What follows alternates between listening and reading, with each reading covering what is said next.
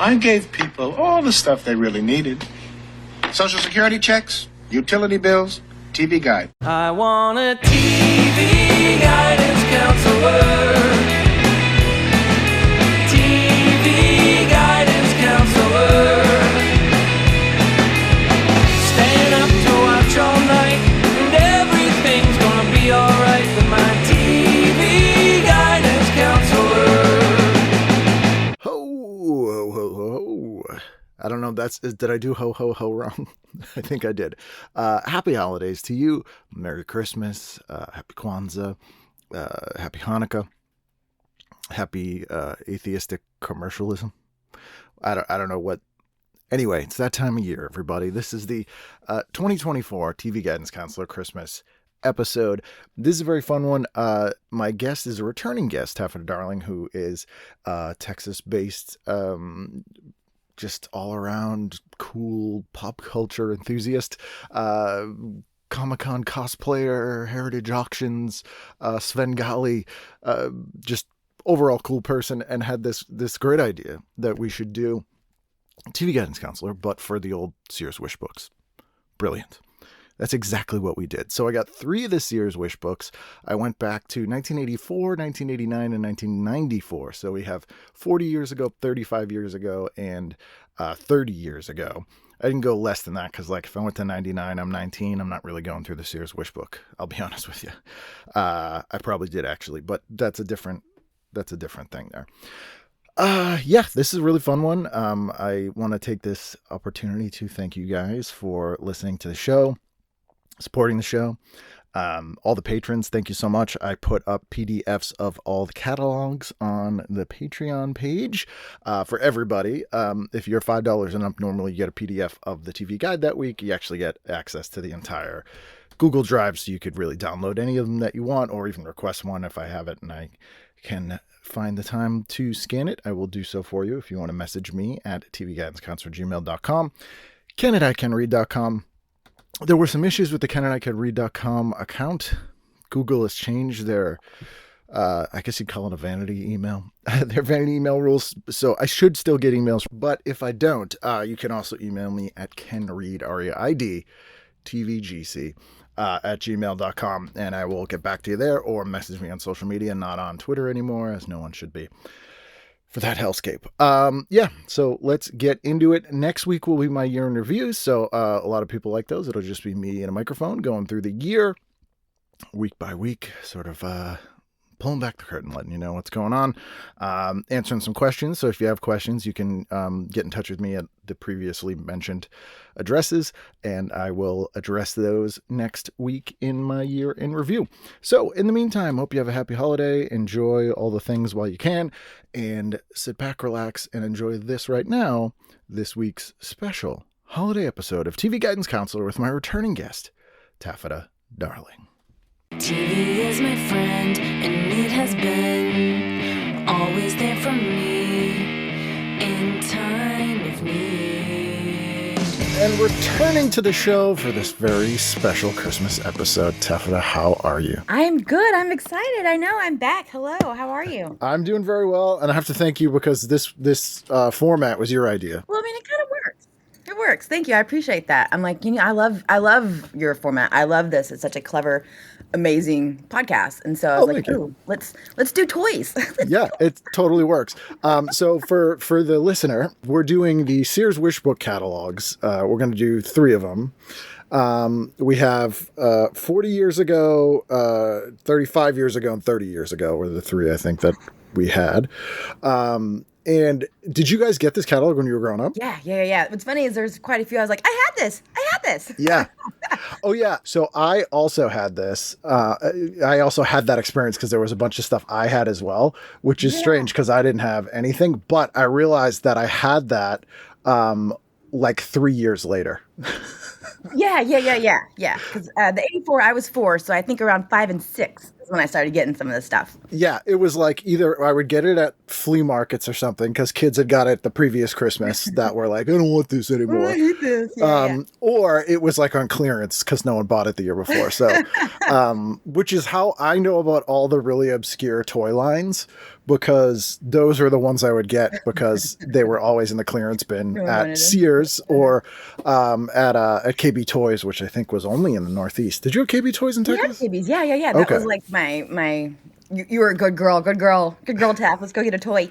Yeah, KB Toys was the one to go to. We had a thing called Child World here as well, which was pretty amazing. It was purpose-built giant buildings, like a Target-sized building, but built like a castle. Yeah. And their what do you call it? Spokesperson was a panda, and there were these giant stores. And so those stores, like the physical locations are still around, but like one's like a Savers thrift store, one's like a Bed Bath and Beyond or something. I think one's a gym now. But those were huge. So Sears was like when I was growing up, we would go to Sears, but it was always for like boring stuff. Yeah, electronics, or for me, like washing machines. Like for some reason, I always had to go get washing machines. We got a washing machine every year, fucking apparently. I don't know. I feel like we did go appliance shopping like a ton. I was saying this the other day. I was like, I feel like we went shopping for lighting a lot, but we had like 6 lamps in the house, so I don't know why we were always at a lighting store. The 80s were weird. Parents didn't know what to fucking do. They really were. And then oddly, for having such like, so the Sears Wishbook is amazing. So many toys in here. But when you would go to a physical Sears, there was like 0 toys in the store. Clothes and electronics. That was it. Yeah. And lights. Yeah. And towels. A lot of towels. Yeah. Curtains. Did you ever get your picture there? Did your family ever do photos there? Oh, yeah. Before, the Sears Portrait Studio for sure. And it was very much like that Simpsons episode where, like, you know, you just can't get a good photo of your family. Like, it was always my brother, like, making a face, or, like, me, like, in tears because he had just hit me and, like, pushed me because he was an older brother and was kind of a turd. And, like, not, like, you know, hit me, but, you know, like, pull my hair. Just something. It's like right cross, uppercut, right? So, yeah. Tooth flying out in the photo. Yeah, I think we did once. But, yeah, like, for people younger than us, I think the concept of Sears, Eugene Merman used to have a great joke where he was like, I think he was in Florida, and he's like, I was at the hotel and I asked the concierge, you know, like, oh, I'm going to go out. Where's like the cool stuff? And he's like, what do you mean? You know, where the record stores are and where like kids hang out. And the guy goes, you mean Sears? And then Eugene's like, yes, that's exactly, I meant Sears. That's what I meant. Technically. But, you know, I guess in some places that's all there was. But it was a giant catalog store, but it also had a hair salon, like an eye doctor, a photographer, a tire place, an auto center, Sears Auto Center. That's right. We would go to Sears Auto Center often, because my dad had to do stuff up there. Yeah, like Sears was like your all-in-one thing before, like it was a big Sam's apparently. But they would have it. Yeah, it would be in a mall, but also kind of be its own mall in a weird way. And they had a lot of their own brand stuff. So there was like Sears brand clothing and stuff. So it was like kind of generic, which for some reason, if you had like Sears clothing, people didn't tend to make fun of you, even though it was like the worst store brand. Like if you had like Tough Skins instead of Levi's. Yeah. So, and also I was surprised when I relooked at these catalogs that they cost money, which makes sense because they're like a phone book. Yeah. Like, this 84 one's 653 pages. I was like, wow, that's a lot. Like, I don't think I've ever known Sears to have that much stuff. And you go to the catalog, you're like, yes, I do. Where do they keep it? Actually, we had a Sears warehouse in downtown Dallas. There you go. Actually apartments now, so that's where they fucking kept everything. Yeah, it was in the giant warehouse.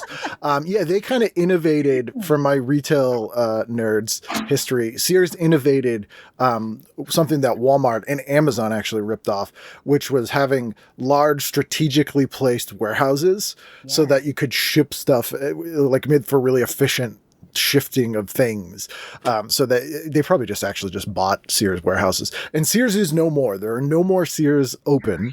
They got bought by Kmart, and then weirdly, people thought that they bought Kmart, but no, Kmart bought Sears, and then Kmart went under, and then Sears went under. So there are no more Sears. There is really no need for a catalog like this anymore, I guess.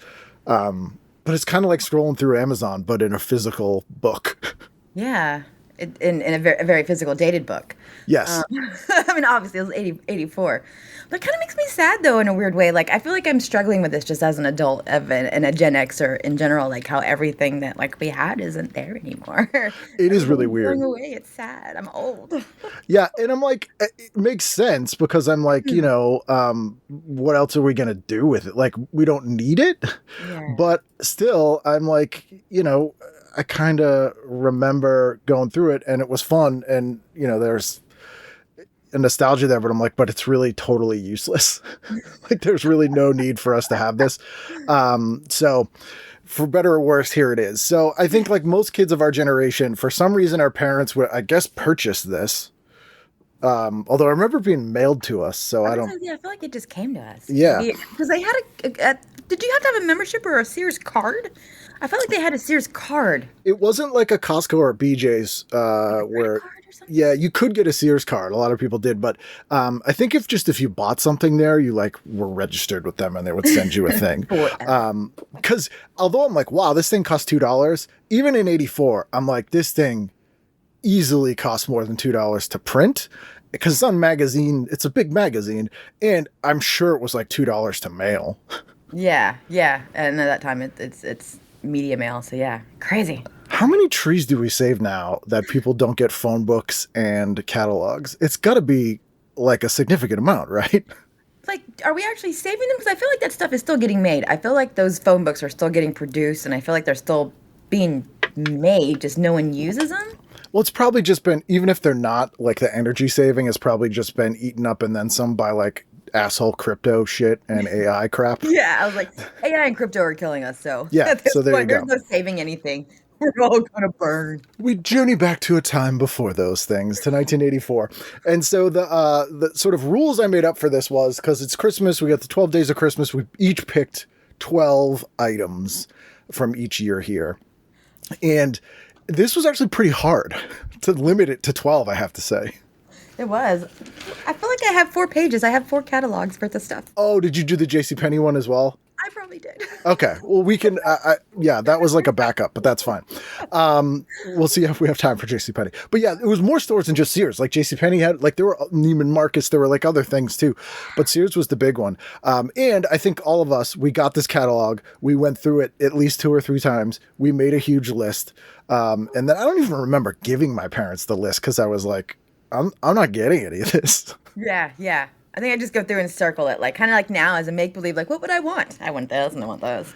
I would also cut stuff out. I would wait till after the holidays because I didn't want to ruin it.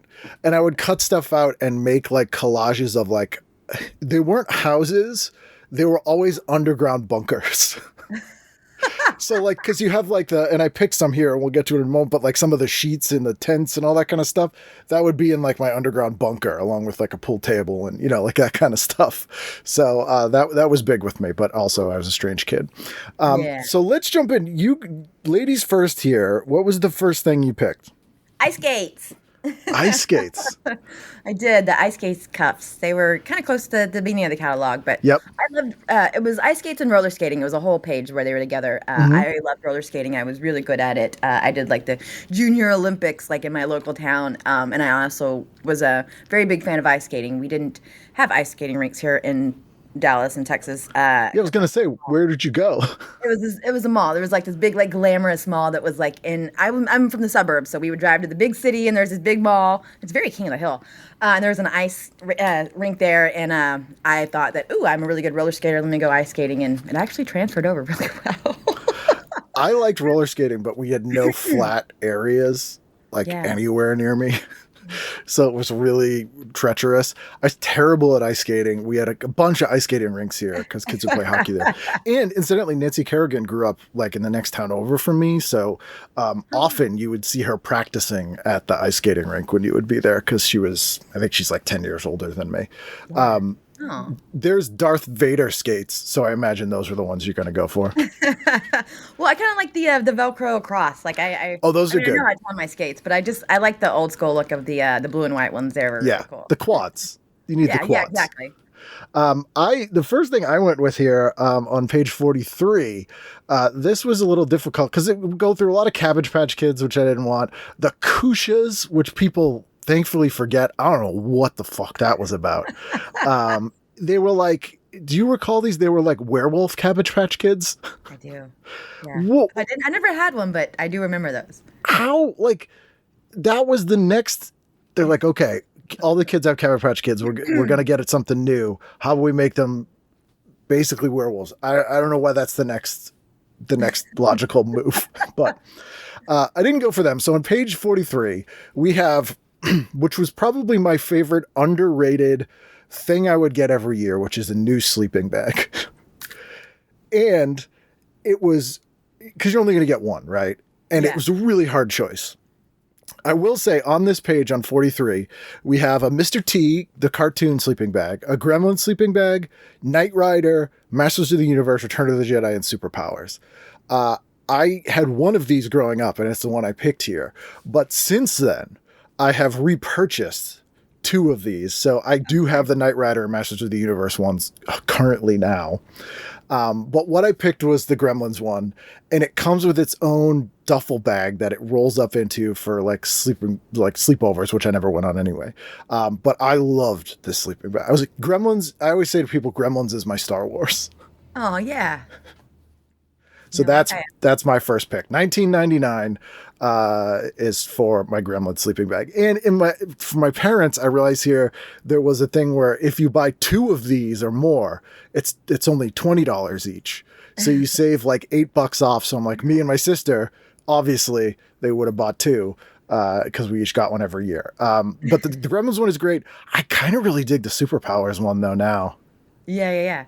No, this is actually on my list. Like, this is number 3 on my list. Was this? Oh, nice. Bag. I also got a new sleeping bag every day or every year because I was a brownie. I was a Girl Scout, so we did a lot of camping and I did a lot of sleepovers. So for me, I actually had that Rainbow Bright one. So that is on my list. But I also went ahead and threw in the Get Along Gang and Alvin and the Chipmunks. Oh yes. Those were my like main cartoons that I watched, and I loved the Get Along Gang and Alvin and the Chipmunks. Get Along Gang has an amazing theme song.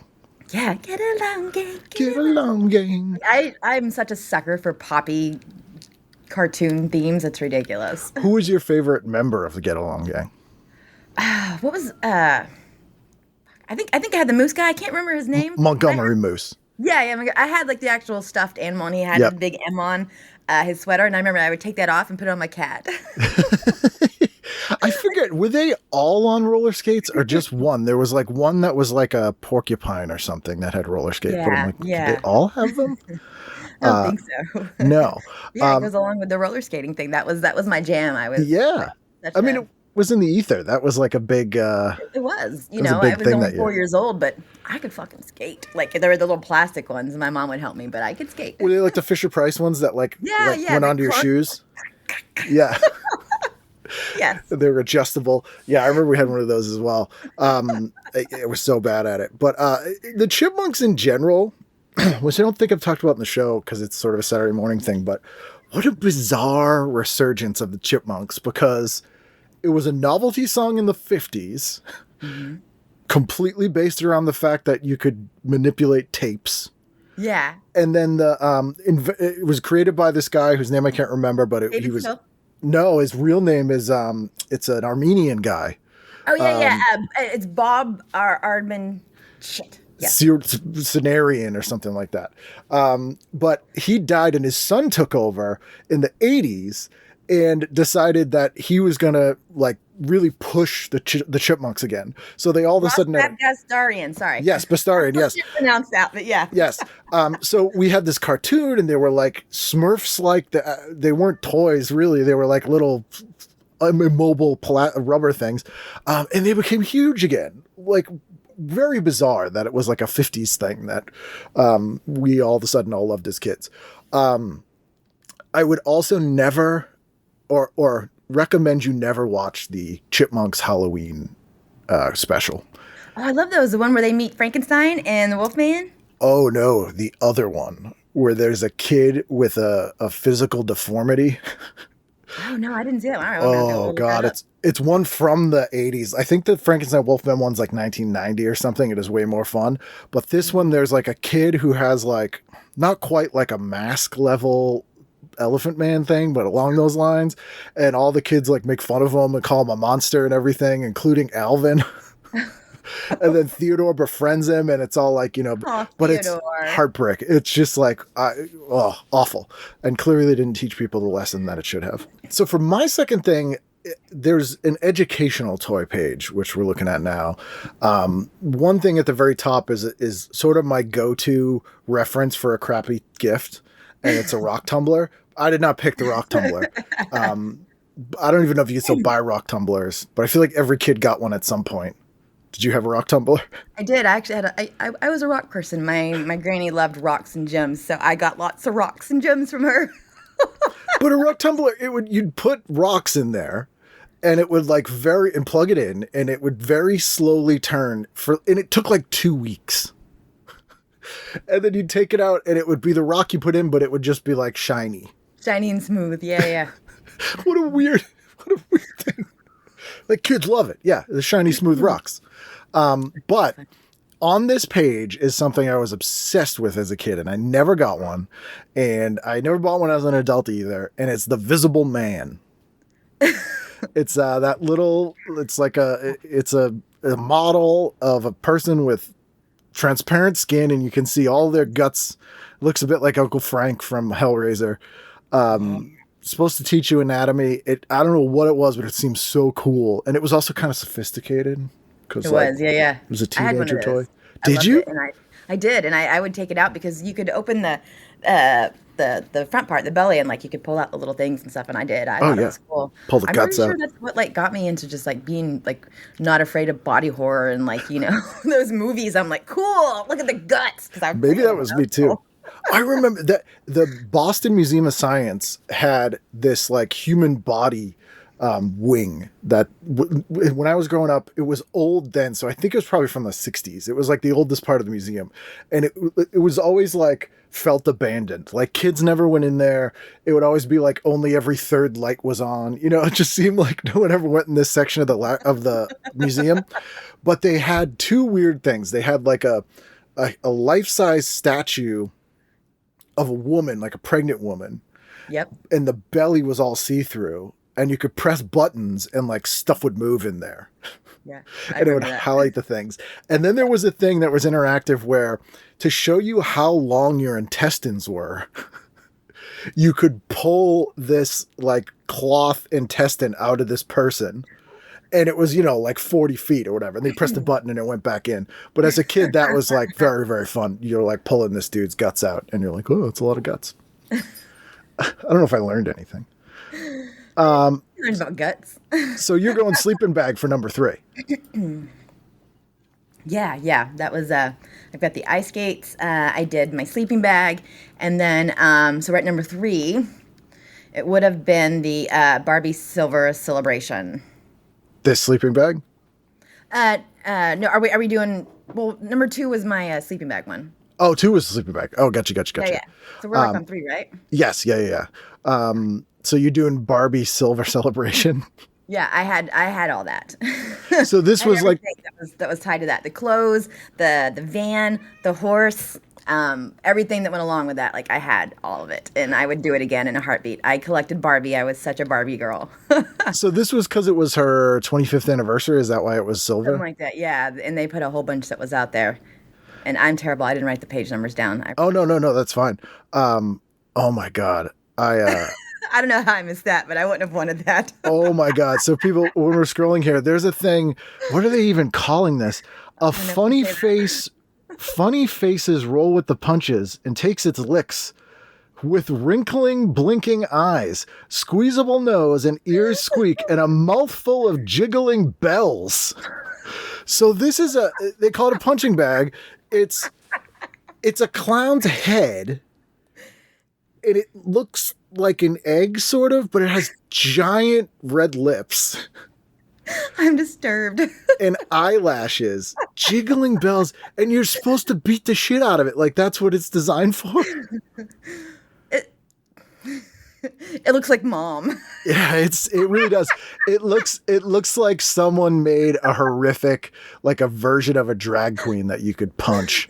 And this kid looks like, why have you put me in this? Very excited to be punching that. Oh my God, that's horrible. There was one more thing before I was scrolling. Because I was like, oh, here's Barbie, but it's not Barbie. It's Mandy or something like that. Mandy. I don't recall Do you remember Mandy? No, we didn't do Mandy at my house. It was Barbie. And then, because I'm like, oh, Mandy looks like Barbie. But then I'm like, oh, here's Barbie under Mandy because this logo and font looks like Barbie, but it's not. Yeah. It's Poochie. That's amazing. I love it. I had all Yeah. the Barbie stuff. And every celebration thing that she came out with. Do you still have any Barbie stuff? Because you're a fellow collector of things. Not that stuff. I had a lot of cousins and younger than me, so a lot of my Barbie stuff went to them. You hand me down the Barbies. I know, I'm kind of sad that I did. But also at the same time, a lot of my Barbies, they all had like, piercings. Like I was like an 8-year-old girl who was sticking my earrings in my Barbie's faces. I didn't fucking know what that was. I was like, oh, that just looks cool.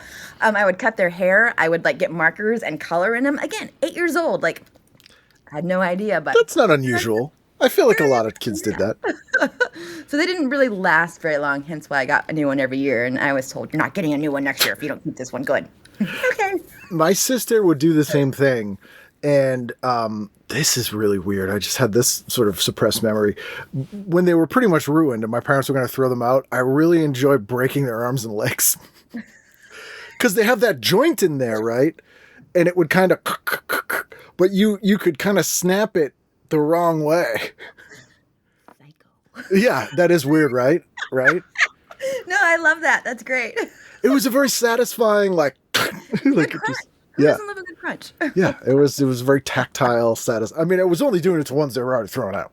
Yeah. It'd be weird, like if as an adult that was like my fidget spinner, That was your thing. stress reliever. I'd be like, Can we bring that back? I go to the thrift store, I buy a bag of Barbies, and it's like shelling pistachios. I'm just sitting there, reading a book and cracking their arms and legs. Just on the bus or the train? Yeah, it's like People just call me. Don't go by him. Call me the Barbie chiropractor / mob enforcer. That's what I'm doing. Bobby owes some of my associates some money. Yeah. I almost spit tea out my nose with that one. Thank you. Score. So on page 87 here, I went with number 3, the Hideout Hut. And this was a sheet set that turned your child's bed into a tent. And this particular one looks very burlesque for some reason. It does. It's very Moulin Rouge with it looks like it's a red stage curtain is going to. Yeah. Yeah. It's a fancy one. It wasn't so much the design of this particular one, but just I always love to this day the idea of these things. And they sell them now for adults. Yeah. I mean, I won't. I whenever I was setting up my new place, I was thinking about making like a big canopy thing. Like it's a good way to escape. It's fun. It's very relaxing. There's also a pair of binoculars here that looks exactly like Wall-E. These here, Yeah. it's exactly Wall-E. It is. You see the eyes and everything. That's interesting. That's very weird. So that's my pick. What's your next one? I went with the Cabbage Patch Kids. I was also a big Cabbage Patch Kids, which eventually got me into the Garbage Pail Kids. But Cabbage Patch Kids, those were my jam. I also got one of those for birthdays and Christmas for a few years too. Did you go with the whole I'm their mom, I've adopted it, I'm filling out the adoption certificate, all that kind of thing? I think I wrote on the adoption certificate, but I think it was always something stupid like what's their name, fart face, or poop whatever, just like stuff like that. Like I was very much a fart and poop joke person, so if I wrote anything down, it was usually about farts. So you wanted a Cabbage Patch Kid so you could be abusive. And I'm the weirdo cracking Barbie's legs. At least she's an adult. Fart face, shut up. This is my son, Fart Dick. Yeah. And I didn't really do much with it. I think I just liked the idea of having the dolls. I don't know. I was just kind of weird that way. I didn't really play house or carry them. Again, most of the time I would take their clothes and put them on my cats and dogs. It's a good way to get cat clothes, because if you're 4 years old, you're like, for Christmas I want clothes for my cat. They'd be like, you're insane. feel like, It's like, instead, I will get a bunch of dolls. And then my mom's like, why is that cat wearing an Alvin jersey? he must have done it himself. I don't know. I guess he likes Alvin. I don't know how that happened. Yeah, Cabbage Patch Kids. So this is 84. So this is when they were huge. Yeah. And there's all kinds of footage on YouTube that you can look up of news reports of people getting like into physical brawls to try and get Cabbage Patch Kids for the Christmas of 84. Yeah. You couldn't get them anywhere. There was even a Punky Brewster episode about it from 84. And I remember my parents hated those dolls. like we would see a kid with them and my parents would be like, how ugly that thing is. Ugly. Yeah. Yeah, because they had the kids, and then they came out with the preemies. Remember, they had even younger babies. So like not just younger babies, premature babies. Yeah. They had the preemies. It was like, well, but I do like whenever you could get the outfits that would like make them look like cats or whatever the monsters and stuff they would like put on, not monsters, but whatever their little jumpers were and stuff. But yeah, the Cabbage Patch craze it's wild to think about that. It was nuts. It was they had a movie and everything too that was also kind of weird. Yeah, they had an Easter special, I think. Have you ever seen Xavier Roberts, the person who designed the Cabbage Patch Kids? I haven't. Oh my God, Google image search that man someday, and you will. Once you're done laughing, the next day, let me know because Xavier Roberts, oh boy, and he stole the idea from someone.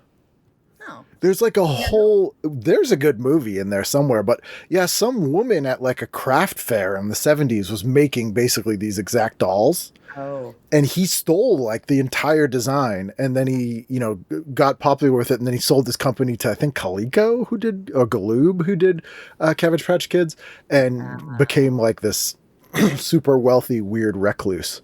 And then they sued Topps about the Garbage Pail Kids and won. So if you look at, I think the first two series of Garbage Pail Kids, they're specifically dolls. Like you'll see a lot of the kids, if they're cut up, there's like stuffing coming out and, then they look exactly like the Cabbage Patch Kids. But series 3 and on, they're no longer dolls and they look just different enough because they got sued. So Xavier Roberts made out like a bandit. It's interesting, too, because there's a lot of stuff that was going on like this in the 80s, because it was all new territory, and I don't want to, sideline too much, but I feel like we were kind of like the last generation to get all like this stuff, Sure. To experience all this evolution of like Cabbage Patch Kids or electronics or video games. So back then it was kind of like the Wild West of like marketing and like merchandising. People just did whatever the fuck. And they're like, well, we'll see what happens. Well, we also benefited from like our parents being boomers and they played on the guilt of like, hey, when you grew up, it sucked you didn't get all the stuff you wanted. So your kid really wants all this stuff, just buy it for him. So it became this like predatory, get all these kids all this stuff. And Reagan deregulation in 1980 was a big thing too. But we had all this, what we would call IP now, which this was like just tons of it that they still use now without creating new stuff was thrown at us like really in 84 for the most part. Yeah. Like 80. It's weird because I remember 84. Again, I was 4. I remember 84, but then I don't. It's just so, like, I remember random things about that. And I want to hold on to those memories because as I get older, I feel like I don't remember, I mean, obviously, as much as I used to, but the 80s were great. That's why I'm still obsessed with it. And I don't ever, like, not want to be an 80s baby.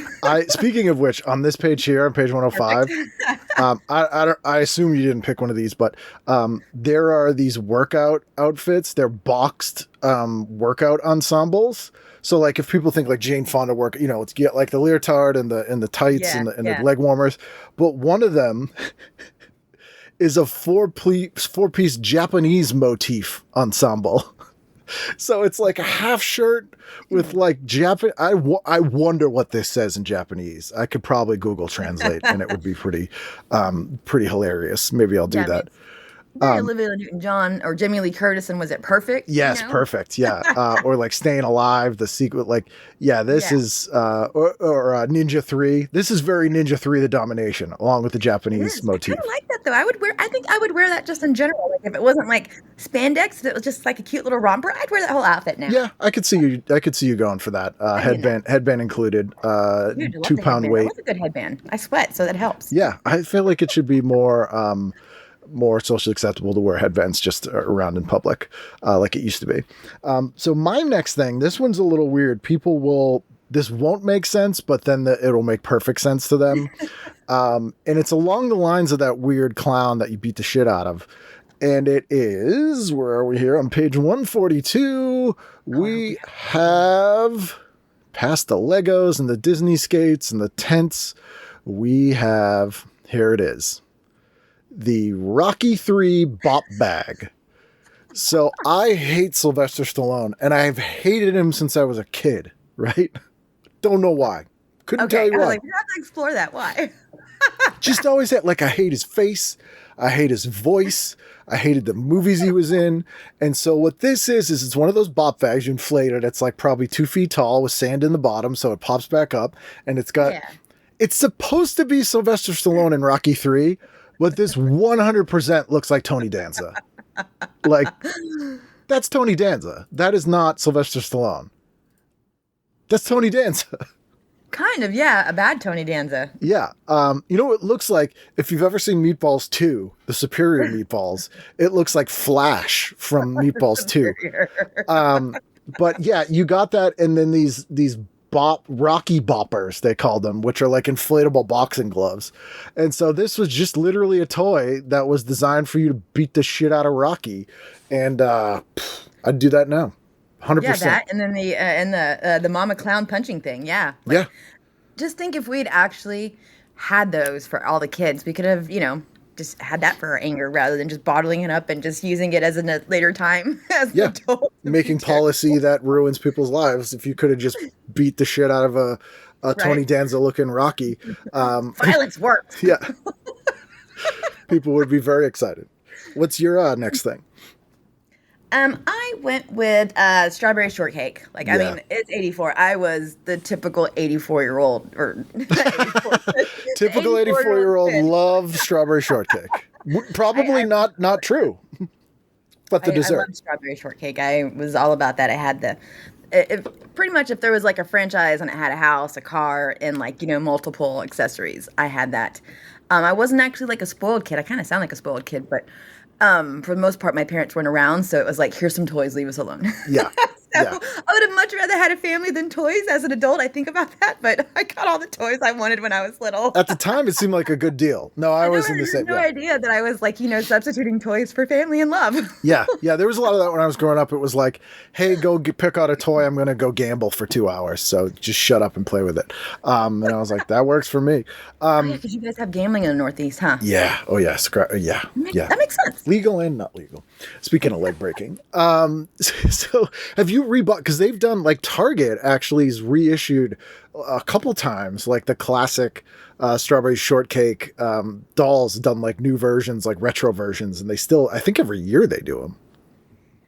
I haven't bought anything strawberry shortcake wise in a long time, except for when I went to San Diego Comic-Con this year. I got Rainbow Bright enamel pins and strawberry shortcake pins. I was like, "Are you fucking kidding me?" Were they scented? Yeah.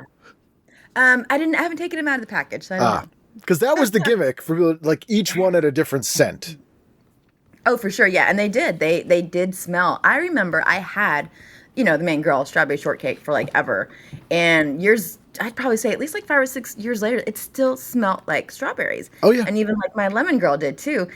But at the same time, it's like, why? Like, what was that? Yeah, what carcinogen? What am I going to get from smelling my strawberry shortcake for you?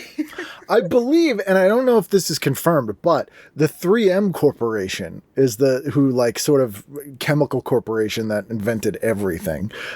They created the scents for strawberry shortcake, I've been told. And they also did the scents for John Waters' polyester scratch and sniff cards. I love all the random shit in your head, dude. That's so great. Which I have one somewhere here. The other thing that's weird about strawberry shortcake is with all the people who, the revival, and I see even like kids in their 20s and stuff with shirts and stuff, the villain of strawberry shortcake always gets overlooked. Oh, the pie guy? The peculiar purple pie man. Yeah. I have a friend who does that cosplay, and it's really legit. Oh, really? Job. Yeah, I have friends who do a whole group, and they're all like they look like stuffed animals. But the pie guy, oh my god, it's fucking amazing. The wig, the mustache. He even made like he sculpted a pie that he has. So good. Because he was like very, very thinly veiled coated gay. Like 100% on the show. It's basically Paul Lynde, but like with a big mustache.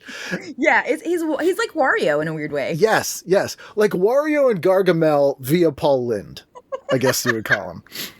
Oh, Gargamel. But if anyone was to become like a gay icon or be embraced in a more tolerant time as like as like someone to dress up as, like you would assume you'd get way more Peculiar Purple Pie Man. Like they literally call him Peculiar. Why was so peculiar about him? Yeah, he's a little bit peculiar. Kids making pies. And it was like, I have to go back and look, but I think as a villain, he was trying to bake those kids into pies. Is that what he was trying to do? Because they were fruit? Maybe, I don't remember. That's weird. Because there was, some of the characters were, I think there was a Huckleberry Pie that was a character. Oh, yeah, they were all fruit. There was like, Lemon meringue was my favorite. Like, I love strawberry shortcake, but lemon meringue was my favorite. Yeah. I don't know why. I think she was kind of the prettiest of them all. She's a blonde. Like, I loved, like, all the yellow, and I loved, like, the flowers in her hair, and I was obsessed with, like, curly hair when I was younger, because my hair is super flat and straight, so I wanted, like, wanted a perm. Yeah. I remember reading like Ramona the Pest and like there being like Susan like Boing Boing curls, and I really wanted to be both Ramona and Susan Boing Boing because I wanted the curls. Have you ever gotten a perm? I did. I had a perm that mid 80s, early 90s and stuff, and I thought I was gonna like walk out looking like Darlene from like Roseanne, because she was also one of my heroes. Yeah. I wound up looking like Annie. It went. Yeah, that's what perms do. Like it's a fro. It was a typical old lady shrinkage perm. I've always been an old lady. Jesus. All right. Typical 84-year-old. Next, this was a little bit difficult. So this on the same page we have Marvel's Secret Wars toys and the Superpowers toys. And so for the comic book nerds listening, Secret Wars was a direct reaction to Crisis on Infinite Earths.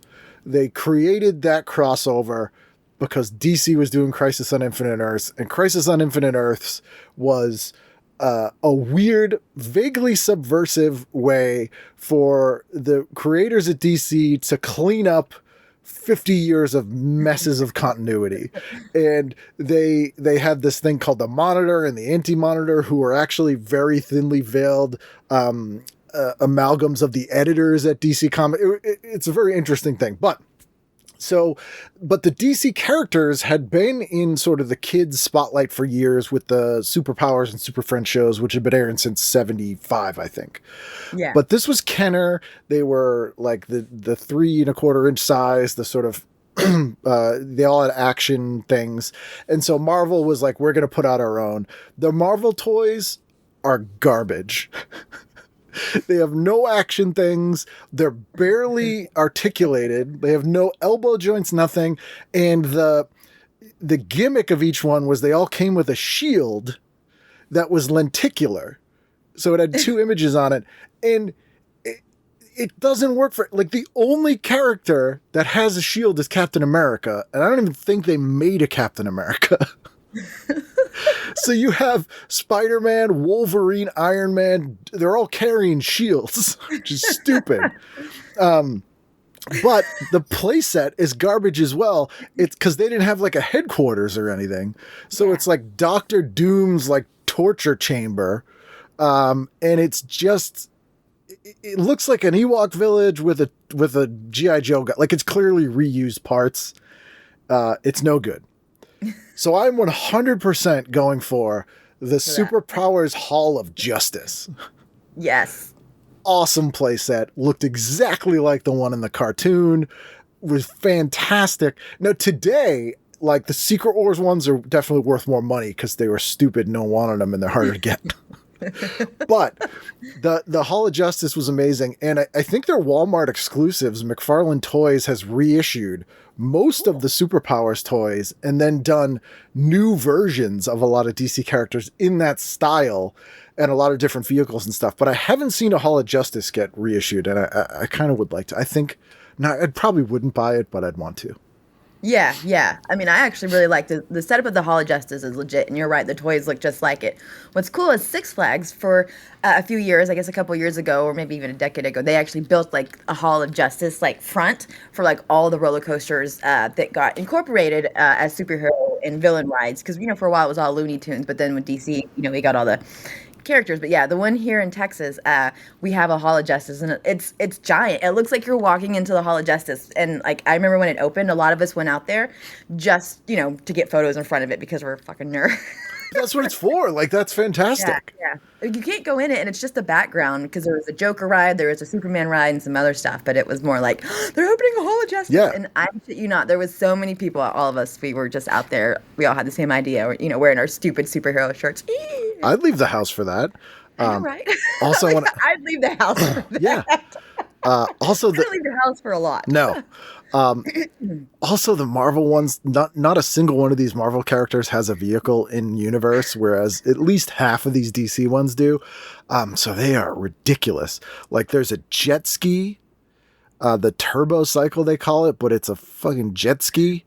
Then Dr. Octopus has a dune buggy, a friggin' dune buggy with his face on the front. What did he have a dune buggy for? Like No idea. Like, it doesn't make any sense. Like, you at least have a tank or something with, like, 8 wheels or... It's ridiculous. All these extendable go-go gadget things. And if there's one hero that doesn't need a vehicle, it's Spider-Man. He does not need a motorcycle. Like, what the hell? Right? Like, yes, the DC superpowers, the Superman vehicles are stupid. Superman doesn't need a vehicle. Although... this one here is supposed to be the little craft that he came in as a baby. Yeah, so they incorporated like some lore. Yeah, so that makes sense. And like obviously get the Batmobile, Wonder Woman has a visible plane. But this one is like Superman's driving a European because the steering wheel's on the wrong side. A European go-kart? Sort of? Like, what is that? He's on the wrong side. The lore of that would be Superman just felt like driving that. Right? He gets pulled over. I don't know. I wanted to try. I'm Superman. If you could get me like I've never needed to. Am I doing it wrong? If you could get me a pun intended souped up golf cart from Europe, I think I'd like to drive that. So that's my pick. What's your next one?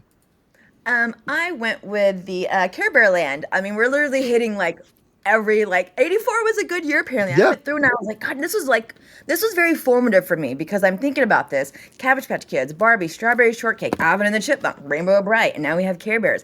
I still love all these things, and I still have at least 1 or 2 items from when I was younger. Not so much the Cabbage Patch Kids, but my Alvin doll, I still have that. So yeah, the Care Bears, they had the big heart case that you could carry everything. I had that. Care-a-Lot. The cloud car. Oh my God, I'm gonna cry. Like, I wanted the cloud car so much. Like, in real, like I had one, but I wanted my own. And I could not understand as a 4-year-old, why can't I have this? Where's the cloud car? I'm like, oh, it's not a real thing. Real. It's a thing. It's been conceptualized. I'm holding it.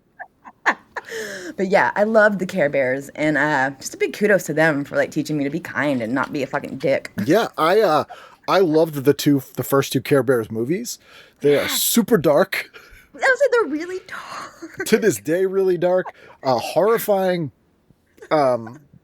Just Dark Heart. Is it Dark Heart and Cold Heart? It is. It's Dark Heart. Yeah. Oh my God. Which surprisingly, there's a good cosplay when he turns into the kid with the red, like flaming red hair at the camp. Yeah. That should be Dark Heart. But loved it, and I still to this day collect Grumpy Bear stuff. I have a ton of Grumpy Bear stuff. Yeah, because we sent a lot of stuff back and forth. But yeah, I think we did the new Pops that came out that were the Care Bears, but they're Universal monsters. Yeah, and I was like, what?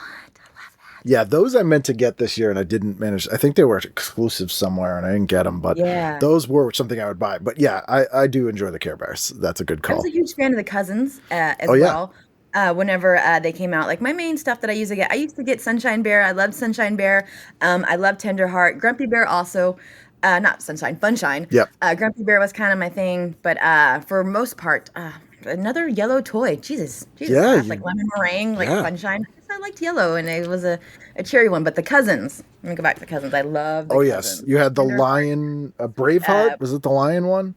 Yeah. The raccoon. Yeah, because they would. So the Care Bears did the Care Bear stare, where like Yeah. energy would shoot out of their stomach, which doesn't really make a ton of sense.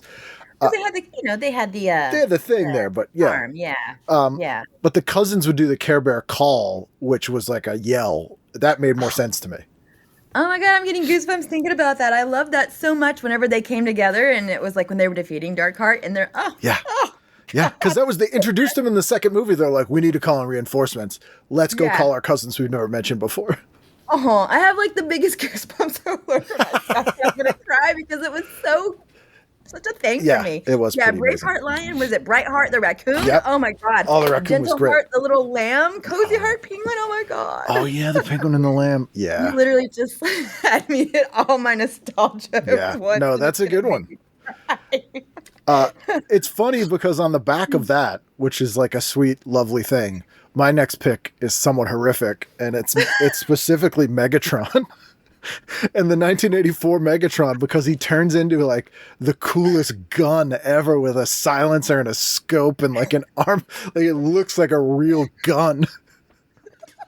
And then Go Bears. yes, because they got rid of like later he turned into a tank or something, and rightfully so. Like a kid doesn't need like an accurate looking Luger pistol. I mean, because we know why. Yeah, but it was a cool toy, like because as cool as the Transformers were when they turned into a truck or whatever, the ones that I loved the most were the ones that turned into things that look like real things and were the correct size, like the microscope one, or the boom boxes, like, and the gun is fantastic. So I really wanted a Megatron, and I didn't get one, so that's my pick there. I'm sorry you didn't get That's one. okay. What'd you have next?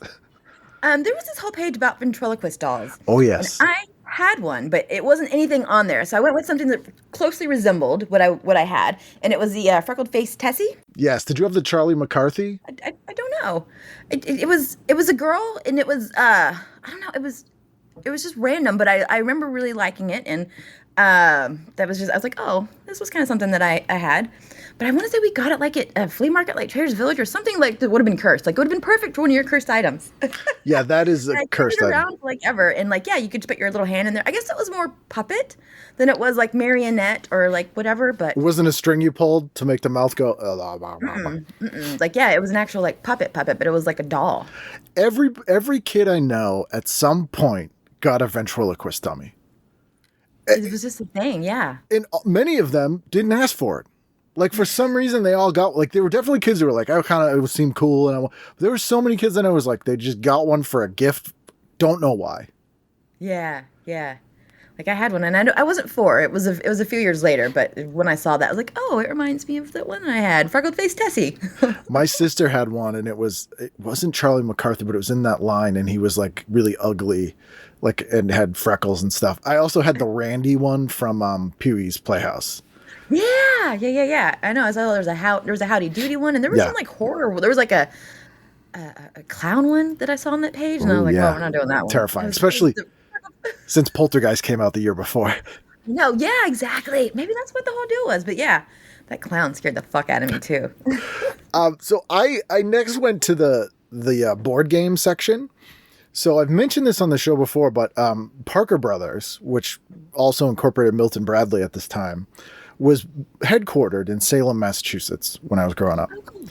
And as kids, around this time, a little bit later, but around this time, we used to get to go there once a month, and they would put us in a room with the one-way mirror, the two-way mirror or whatever, and give us a new game that they were developing, and let us play with it for like an hour, and then give them feedback, and then we get $50. So you were like a tester. You were a group study. Yeah, and you got paid. So it was the coolest thing ever, and I think I did it maybe 5 or 6 times, and especially at that age, like $50, you're like, I'm gonna go buy your fucking game. Right. Thank you. And I think only one of the games ever came out. But so I had this real affinity for these games. And every Milton Bradley game of this era, the kids on the cover are local to New England.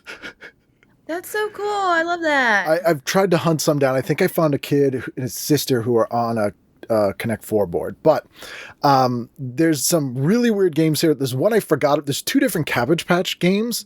And one of them is a rebrand of that game where it's motorized and you have the magnet fishing pole and there's like fish in it and their mouths open and shut. It's that, but with Cabbage Patch Kids. So they're like, they're literally little cabbages with kids that pop up and you have to like pull it. It looks terrifying. It looks terrifying. They're just their little heads and cabbages, yeah. And then there's 2 Care Bears games. There's one called Warm Feelings, which I don't know, sounds like bedwetting to me. But you know, an A-Team version of Clue. Boggle tried to get in on the Twister thing by making a thing called Body Boggle, which is Boggle but on a mat. Spelling words on a mat. Yeah, and this couple's like totally Key Party swinger in it with friggin' Body Boggle. I did have Gotcha. This was a fun game. You could play it by yourself. It was like a handcuffs and you rolled a dice. But the game I went with, I've never played this before, Mystery Mansion. Yeah, I haven't either. I would want to play that. It looks like a haunted house. And this was when they were doing like Mousetrap and the big like 3D games. Because there's another game on here called Build a Better Burger. It's like this giant burger machine, but this one looks like a haunted house and I kind of want to get it now. So I'd go with Mystery Mansion. If you get that, I would fly out there and like play with you to record and get our experience. 'Cause I wanted to play that too. I saw that and I was like, oh, I want to play that. Any patron out there, if you're very wealthy and you want to pay for us to get together and play Mystery Mansion, we'll stream it. Yes. Number 8? Number 8, and it's the My Little Pony series, but more importantly, the Sea series, because I was obsessed with Seawinkle. Like, I love seashells, mermaids, and at the time, I was kind of in this weird transition where I loved purple. I loved periwinkle. Periwinkle was like my color. I had to have periwinkle everything. So, yellow is for kids. Yeah.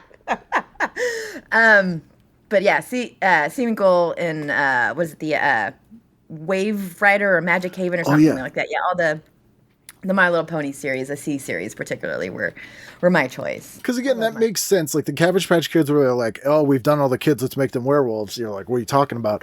But the My Little Ponies are like ponies, seahorses, makes sense. That makes way more sense. Yeah. Makes total sense. It was weird because it was like the normal. And it almost seemed like they had like just the mold of the pony. And so they like cut it in half. So the top part was like a normal My Little Pony. And the bottom part was like a little bitty fin, like a little mermaid fin. Yeah, they're more like mermaids than seahorses. Yes. I went with another game for my number 8. And this is a Pop-O-Matic game. So this was, Headache, Trouble. These are the Pop-O-Matic games. And this one I'd never seen before. And it's a monster-themed Pop-O-Matic game called Yipes. Yeah. Add that to Mystery Mansion, gameplay. This sounds great. It says, with the Pop-O-Matic Yipes game, be the first to reach the inner laboratory, become the monster, and chase your friends. That's me! I want to do that! It's so cool. I need to get a copy of Yipes, because that thing looks great. I like how it says become the monster and chase your friends. It's like, well, talk to me in 30 years from 84 and I will. Yeah, what kind of kid? Because that sounds like something a kid wouldn't want to be. Like if you were playing tag and you had to be it. That one's like, hey, for kids who want to be it, this is the game. Yeah. Be the monster. What'd you do next? You actually have it right there. I had was that the Atari? 2600, yeah. Yep. That was that was my pick. We were a year behind on every console. So by the time the regular Nintendo came out, we finally got the Atari. And I was probably 7 when we got the Atari, so a few years later. But yeah, my brother, who's 6 years older than me, that was his actual request. And so since he got that, he had to share with little baby sister. But that was life-changing. Who knew just having a joystick and just trying to hit a ball back and forth would kill so many hours. Oh my God, that's what we did. Oh yeah. I was a big Frogger guy and Pitfall. It was just the best thing in the world. Oh, so good. And speaking of like tactile things, the original Atari controllers with that rubber thing, it's the same sensation of breaking Barbie's legs. It's kind of the same material. Yeah. And it just kind of get the same feel. But yeah, I love the 2600. It was funny to me seeing the other game consoles, some of which I'd never heard of, like Gemini. I know the Gemini, yeah. Well, what's funny is that, just a side quest, like, because I'm now doing video game stuff, like, I didn't know about the Gemini and a lot of this stuff until I started working video games. So yeah, I know the Gemini now. And it's funny too, the Coleco Gemini, which I've heard ColecoVision, but Coleco Gemini was a Coleco's competitor to the Atari 2600.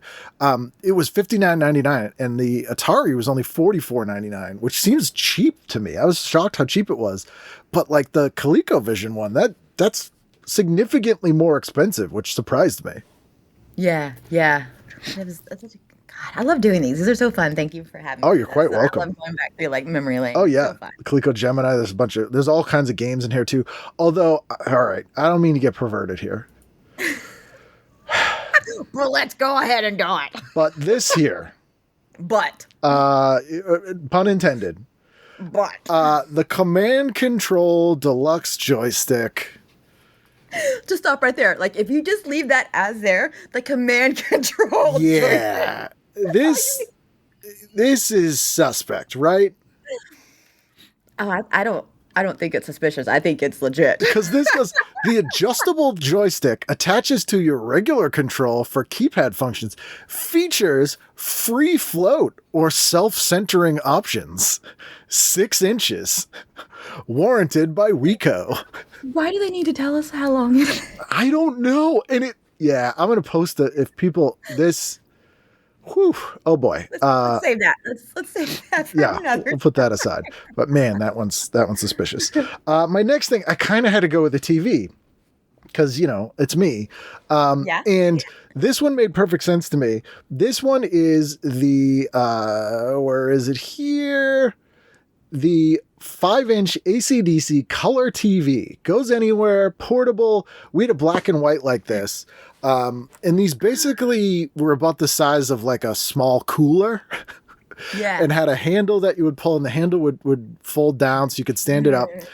I cannot believe how much this is. It's $269.99, and it specifies without batteries, which are going to be more, but like a 5-inch screen, which is smaller than my phone, and being able to sit in like a tent on your bed and watch TV on that thing, heaven. Who leaves the house after that? Yeah, perfect. Going with Not that. me. Not you. Let's see. We're at 9. Yep. I had a record player. There was a portable record player that was on there, Yep. and that would have been my jam. And it's not too far off from actually when I got my record player. I think I was 5 or 6 years old, and it was something very similar to that blue one that had the, you just open the case and you could carry it or whatever. I was obsessed with it. And in fact, some of my first records were the Monkees 7-inch, the theme song in the back of that, and then also a lot of my records were Alvin and the Chipmunk records. Yeah.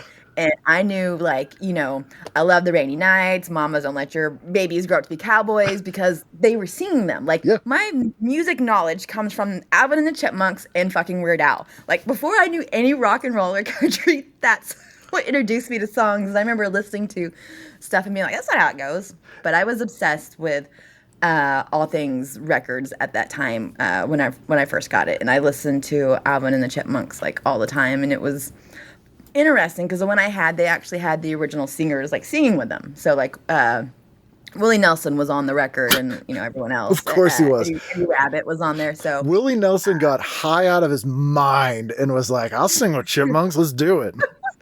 exactly. So yeah, the record player was definitely on my list there. But that makes sense. Like, that's almost like the Mad Magazine effect, where like all the movies and TV, like a lot of stuff from the 70s and before I was born, I learned about from like Looney Tunes cartoons and Mad Magazine. So it's like the parodies are what you learn stuff from. Exactly. I stopped here on Cheryl Teague's has like a full page pinup that's totally designed for dads to like rip out and put on their wall. She's in like high-waisted pants and it has like the fake autograph some reason she's sitting in front of a drum kit. I don't know Oh, why. and the drum set. Like, what's for sale there? Is it the drum set or? A lifestyle. They're selling a lifestyle with that one.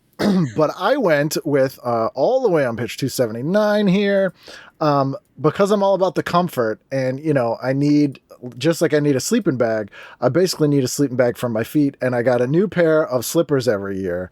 And that was a big deal because, those slippers, if they were always character slippers, to this day, I actually have pink flamingo slippers in here right now. Love it. And I wanted these, never got them. The Odie slippers. Yeah. I loved Odie. Odie was my favorite of the bunch. Yeah. I had a dog. We got a dog in 88, named it Odie. And these Odie slippers are great. Like, they're fantastic. The Garfield ones are like, they're fine. But the Odie slippers, from a design perspective, these are like a million times better. Yeah, it's good. I loved Odie. I had little Odie toys growing up too. So I'm going with those. We truly are the same person. It's true. I know. I'm so sorry. We laugh about it and we joke about it, but no, we are very... It's very, accurate. What do you got next? Glowworm. Like, I love my glowworm toys. Like, I just thought it was the neatest thing. I wasn't like afraid of the dark, but as a kid, you still, you like having your night lights or whatever. And I remember, like, I had the glowworm as my nightlight. I would cuddle that, and I thought it was just the coolest thing in the world because only the head was plastic and the rest of the body was soft. And so the head, was glowing, and the rest of it was like a little baby doll. And I love the little nightcap it had on it, like, oh, it's got to go to sleep for, It only glowed when you squeezed it. That was the thing. So it wasn't on all the time, which is so cute. Like, a kid scared squeezes their thing, their doll. Yep, that was my nightlight. Perfect. If I needed it, that's what I grabbed. It's funny. Although I do know so many kids who got whacked in the head by that hard plastic skull on that. Yeah. Me too. Yeah. And, man. That's the thing. It's very misleading because it's like, oh, it's so soft at the bottom and right in your face. And it could get warm because this is pre-LEDs, people. And that thing could warm up. Which could be nice, but also could be dangerous. My next thing, and I don't know if you picked what's on this stage either, but obviously I got sleeping bag, I got slippers, I'm going to need pajamas. And so page 299 here. Now, what I had were these Spider-Man pajamas, and they're awesome because they're the exact Peter Parker Spider-Man costume as pajamas, which you could probably buy now as an adult. Yeah. And so not only did I love these because I was a big Spider-Man and His Amazing Friends fan, but I loved the Richard Pryor movie, The Toy. Yeah. And he's wearing these in like a good portion of the movie. So I had these, but because I had them, I went with something a little different. I went with the Superman ones because it comes with a goddamn cape. I love it. And I love how she has the strawberry shortcake with the hat next to him. That one's weird. The strawberry shortcake one is a little bit strange, if I'm honest. I mean, it's very Protestant. Yeah. Right word? Yeah, I think so. But it makes sense because it looks just like what the character's wearing, the hat and all. It's a little less sexy. The strawberry shortcake had a mini skirt. This is like, a floor length dress. They made it a little more age appropriate. Yes. All right, where are we at? We're on the very last one. Yep, your last one. I would have gone with the microscope. Obviously, I was 4 years old, so I didn't know what it was, but I think I would have enjoyed having some, learning toys at that time, and the microscope would have been fun. I think I would have enjoyed, grabbing flowers or bugs or, I don't know, random dead things and alive things. And guts you ripped out. The microscope. Yeah, I mean, I was going to say, turds and stuff. Let's see what's in here. I am a very curious person, so I think having a microscope at a younger age would have been neat. I would have explored a lot. I would have enjoyed that, But instead, I got every single girly toy there was. So yeah, I like no STEM for me. I like that we both picked a scientific toy. Later I had one of those Fisher-Price microscopes that was pretty cool actually because you could make your own slides and stuff. So my final pick was a thing that Sears was kind of way ahead of the curve of here. And every year, I think since the 70s, they would sell an instant comic book collection. So I got one of these every year because these would always go on clearance. They never sold. So this one is Keep comic book collecting in order with our self-store comic book collector kit. Kit includes 12 collector comic books, high cardboard storage chest, 18 vinyl storage bags to protect your comics, 75 index labels, a colorful action wall poster calendar, plus the Overstreet price guide. So this was for $15.99. You got 12 comics, a short box, a poster, and an Overstreet guide. Insane value, and these would always go down to like $7 or $8. And yeah, I mean, that's a good deal. That's a good comic book setup right there. Yeah, and it would be a mix of Marvel and DC always, and it would be stuff from like the previous 5 years. And you can still, like, if you go to a discount store now, they have those like bagged up 90s issues. So this was kind of along those lines, but to get it was basically an instant little comic collection, was so fun, and I love these. Yeah, that's a good pick. So let's go to 1989. We're 1989. We're the same age. We're both 9 years old. I'm going to share. Sears Wishbook, 1989? Yep. Sears Wishbook. Here we are.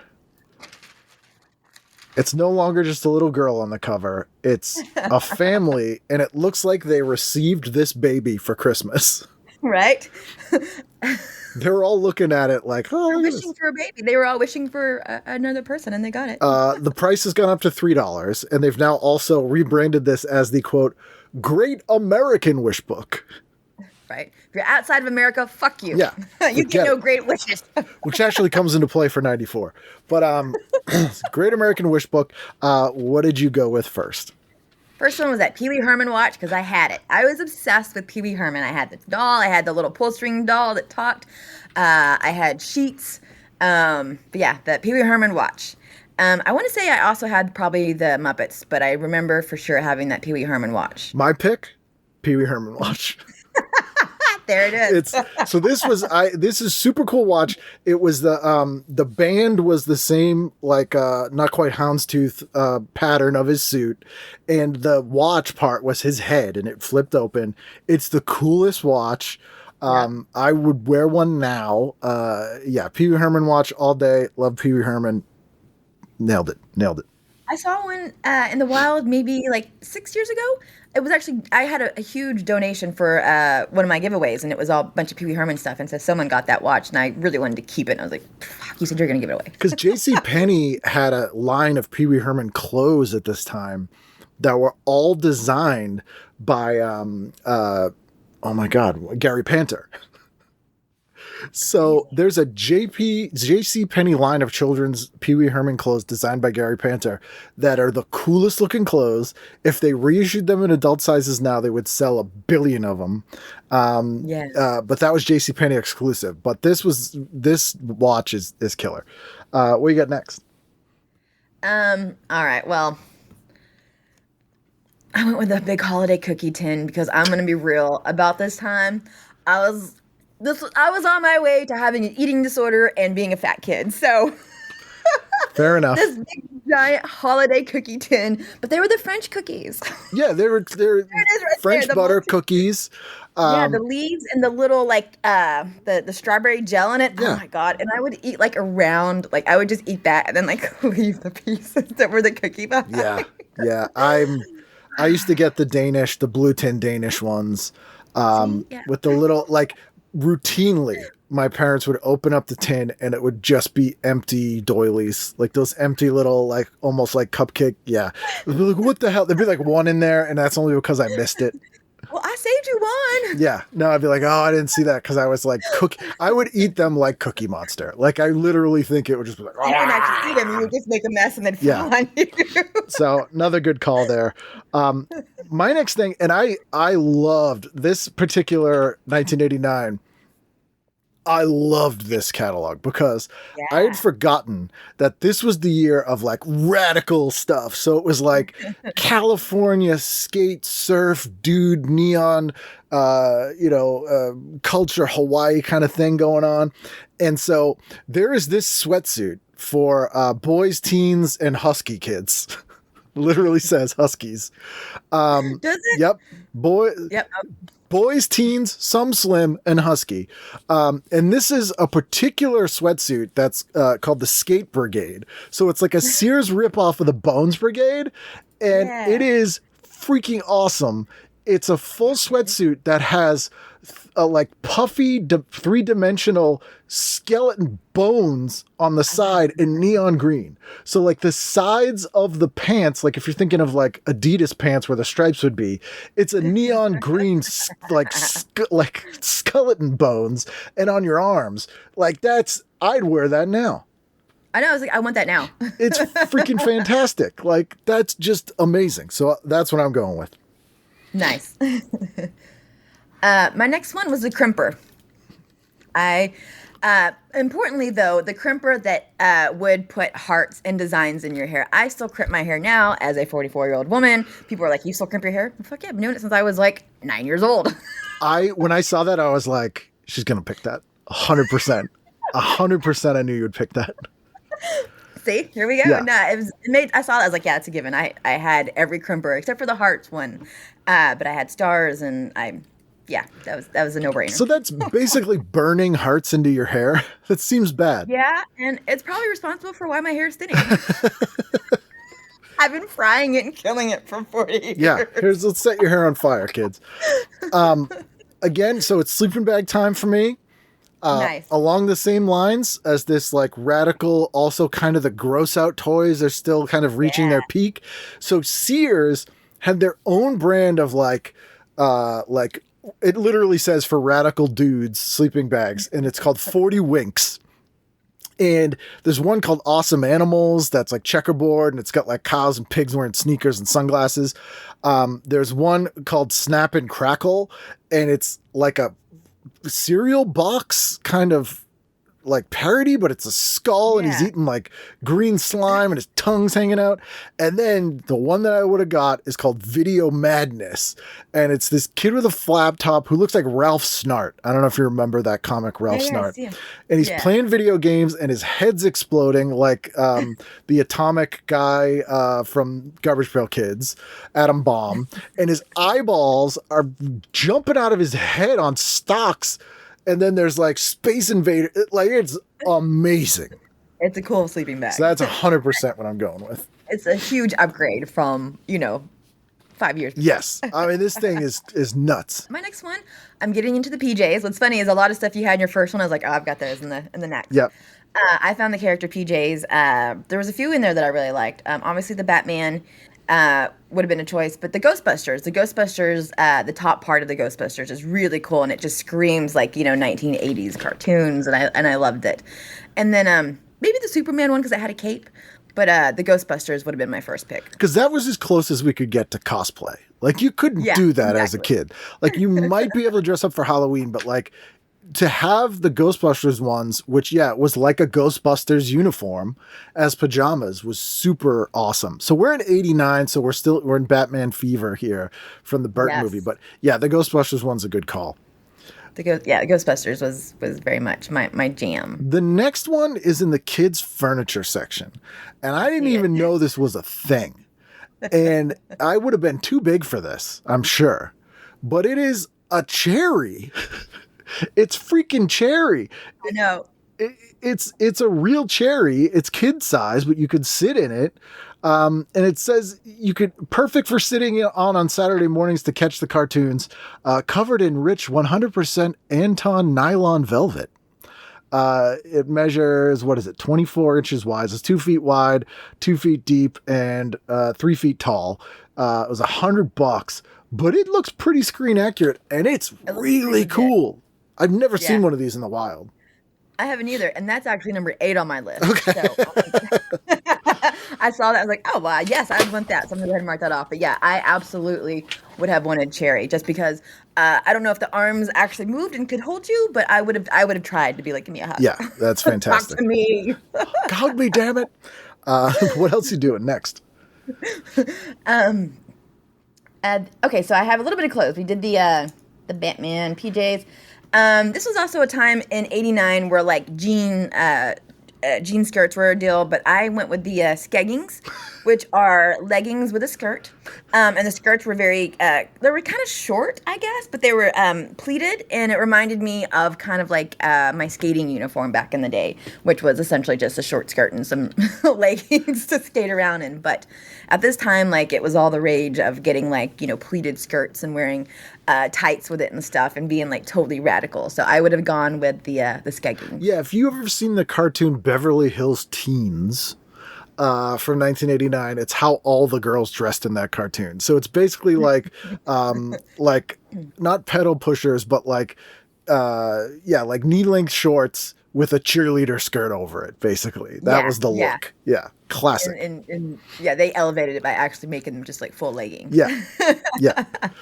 I'm going for a classic again here, and this was the thing I actually had, and to the point where I have a photograph of me getting this on Christmas, and it's the Marvel-specific comic book collection. So this is a Marvel branded short box, which is really cool. It's black and red. It's got Wolverine, Spider-Man, the Hulk. It's really cool. You get a Captain America poster. It'll hold 100 comics. You get 15 back issues. You get a superheroes poster in that year's Overstreet price guide. It's only $20, which is amazing. But I 100% had this, and I am a sucker to this day for like a grab bag. Like if someone's like, here's a box of 50 comics, just random shit, I'm like, oh, this is so exciting. Like I would, and so not even knowing what I get, I 100% would buy this. And just looking at it now, I'm like excited to see there's like a Power Pack and New Mutants and an Alf comic, Alpha Flight. Yeah, like the Alf. Yeah, Marvel Fanfare, Marvel Age, like kind of B-grade stuff, which was totally what I used to buy. And just to be able to get a box full of comics at Sears every day. Decorated box too. That box is cool. Wish I still had the box. Superstar Barbie. Again, every year I had a Barbie. So Superstar Barbie, because it was a little bit different than Holiday Barbie. So I had to have it. But Superstar Barbie would have been my pick for sure, just because it was the latest Barbie and I needed it. I remember the commercial for Superstar Barbie. There was like the really glamorous one. Yeah. This was the it wasn't the peaches and cream.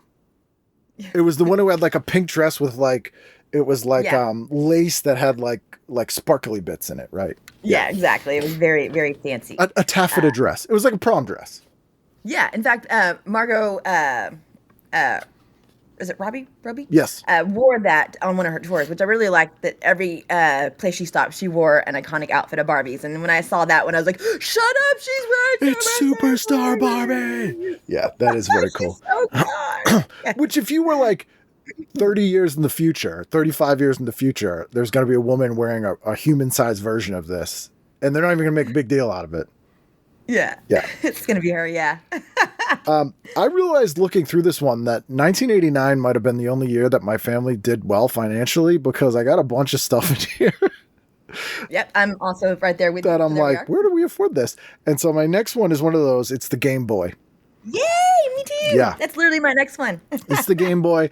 I played nonstop Tetris on this thing for I would burn through batteries, just Tetris all the time. I still love Tetris. Perfect game. It's the perfect game to play on that little green and black and green screen, because it doesn't really matter. All day, every day, Tetris on the Game Boy.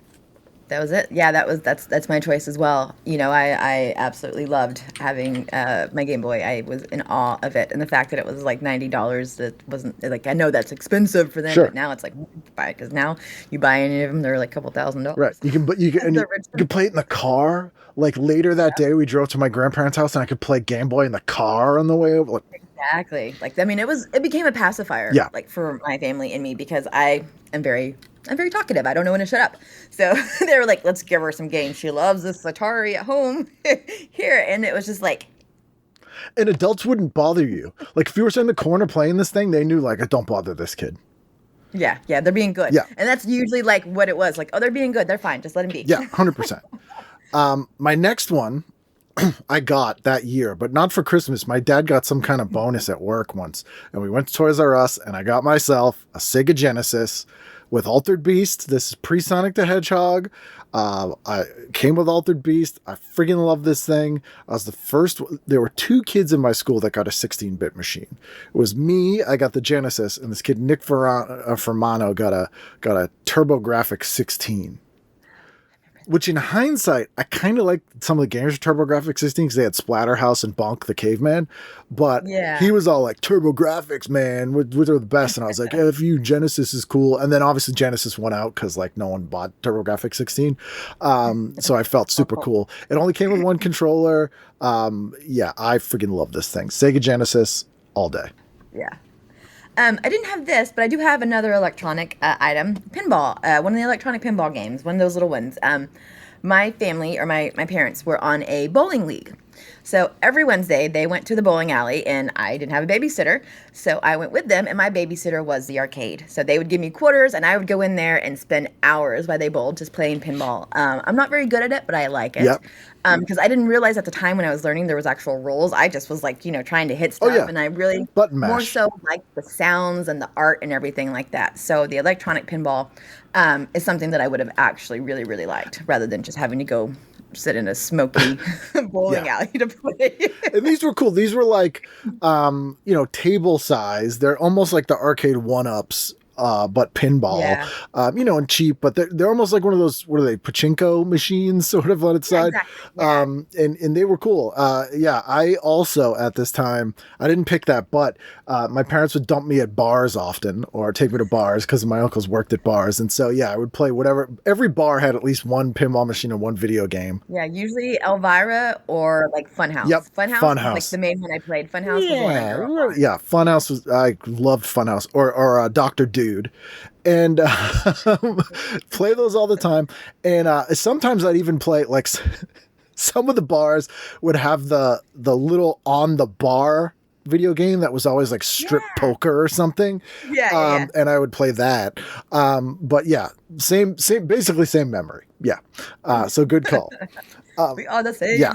Okay. My next thing is at this time RC cars were huge. There was even like a little TV show that was on Sundays where kids would buy RC cars and they'd like, hot rod them out and they'd upgrade them and change the wheels. And there was even a Punky Brewster episode about that. But I always wanted, basically I was growing up in Boston and I wanted to be like a California skateboard surfer. That was like the coolest thing ever, which no one here thought was cool.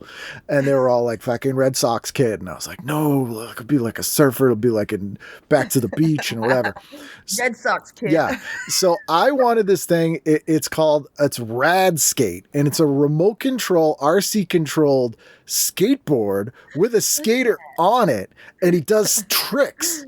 And the commercial made it look really cool. You could spin him around. He can go up and down. It's a sidewalk surfer. Can slalom, wheelie, spin left. It looks so cool, and I kind of wanted that. Yeah, that's dope. I love it. Where are we at? Okay, my next one would have been Light Bright. Yeah, good call.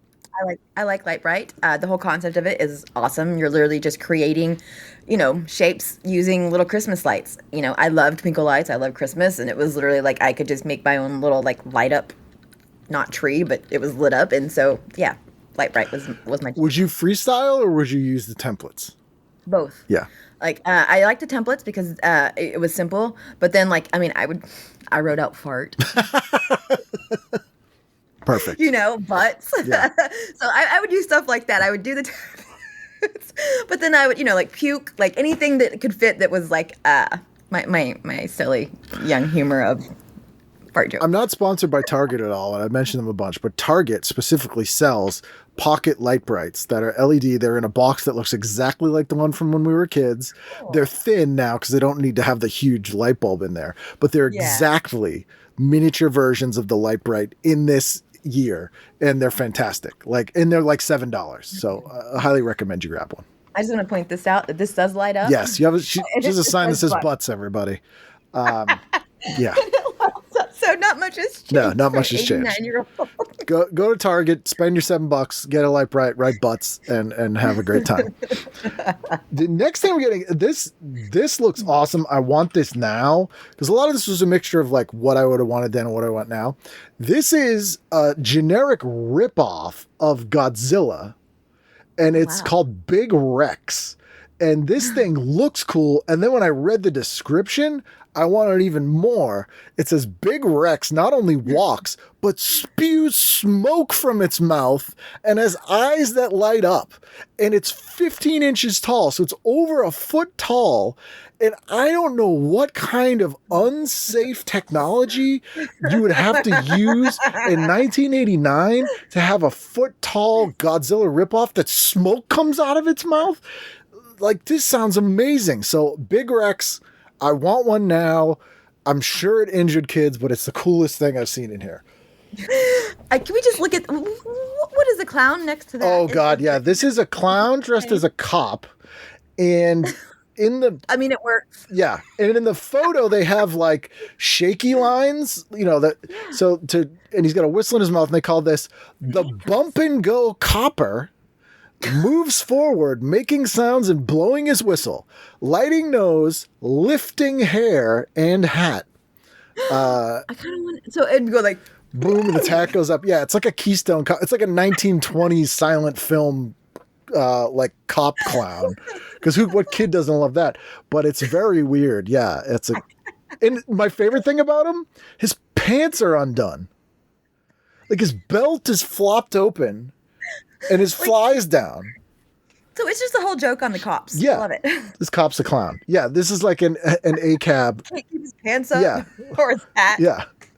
Little subversion from Sears. So that's my pick. All right, looks like we are almost done. Teddy Ruxpin. Yeah. Teddy Ruxpin was a big deal. It was an interactive talking toy that also taught you stuff, and you can learn it. It was a speak and spell elevated. Mm-hmm.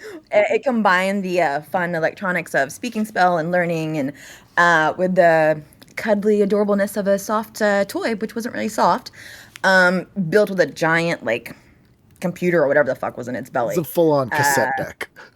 Yeah, it was just, yeah. I always wanted Grubby, who is his worm friend. Oh yeah. And they made a talking Grubby, and there was a cord you could link them together, and they would talk to each other. Like there were some stories that they both did. The original commercial for Teddy Ruxpin is really sad. I don't know if you remember it, but it's kids in a classroom for show and tell, and there's a kid who just moved there, and he's like, "This is my Teddy Ruxpin. He talks and tells me stories," and they're all like, "Hey, you idiot! This kid's stupid. He's good." And then he starts playing, and the kids are all like, "Whoa!" And then they like him all of a sudden.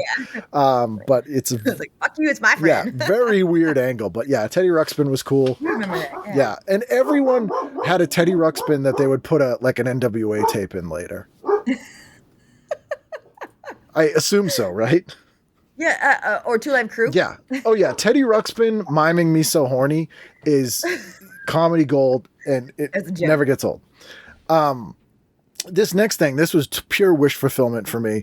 I was a big bike rider, which people, it seems weird now, had a Huffy, loved it.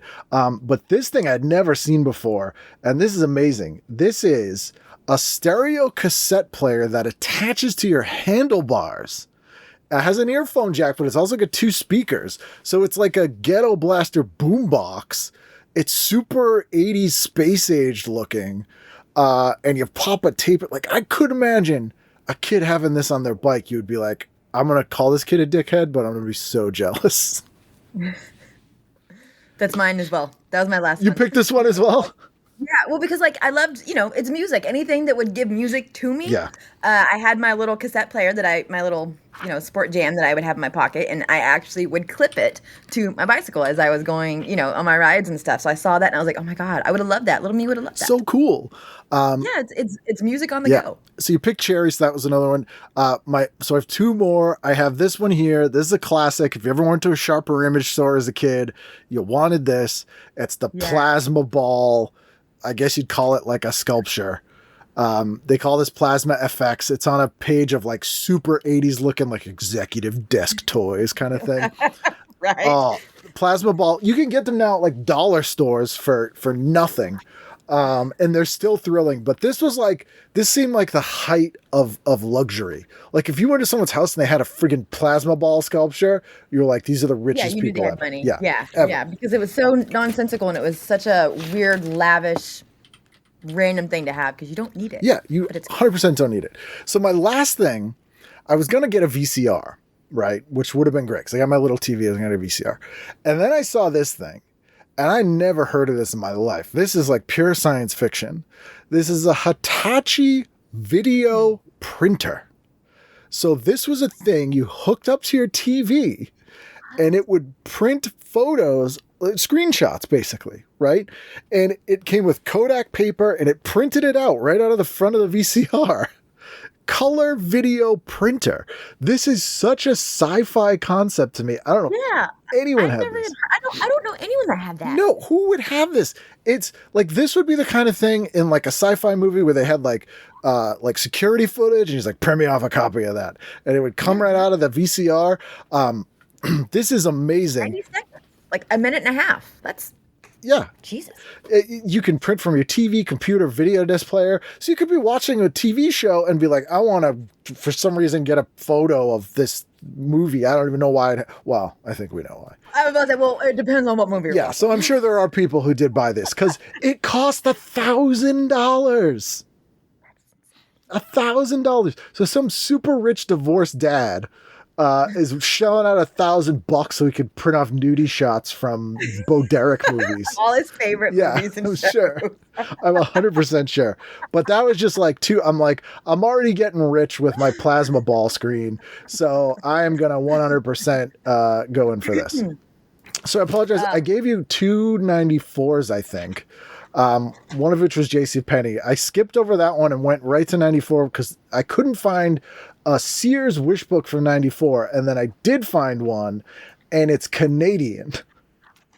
Okay. So this is the last one I have. It's the Sears 94 Canada Wishbook. So I don't know if you did do this one or not. I did. Okay. All right. So I did. all you. The first one was the cassette sport. Okay. the mini cassette. So this is the player. classic Walkman. That's yeah. I also went with a personal stereo cassette player, but I went with this friggin' awesome one. That's Sonic the Hedgehog. It's cool. Perfect. It's got like a 3D Sonic the Hedgehog, and the buttons are this thing's badass. I bet now if these are around, like those would be very expensive.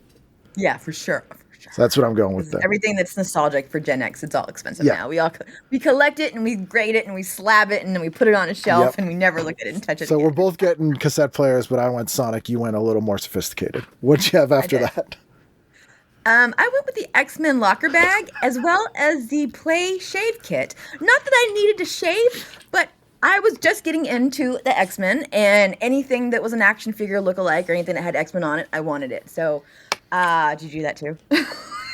X-Men locker bag. There it is. Just to prove it's right there. I wrote it down. X-Men locker bag.